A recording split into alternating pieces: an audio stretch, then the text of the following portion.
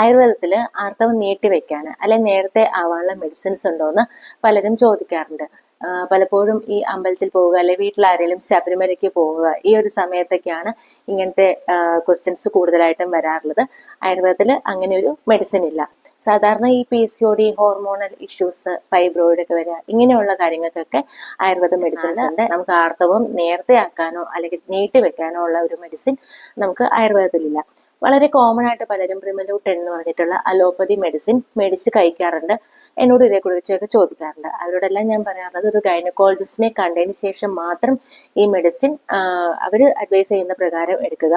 കാരണം എല്ലാവർക്കും ഇത് കഴിക്കാൻ പറ്റത്തില്ല. എക്സാമ്പിൾ പറയുകയാണെങ്കിൽ ലിവറിന്റെ പ്രശ്നം ഉള്ളവർക്ക്, ഭയങ്കര ഒബീസ് ആയിട്ടുള്ളവർക്ക്, ചിലർക്ക് ഇതിന്റെ കോംപ്ലിക്കേഷൻ ആയിട്ട് ഡീപ് വെയിൻ ത്രോംബോസിസ് പോലത്തെ അവസ്ഥയൊക്കെ വരാറുണ്ട്. ഈ ഇടയ്ക്ക് ഒരു കേസും നമ്മൾ കേട്ടതാണ്.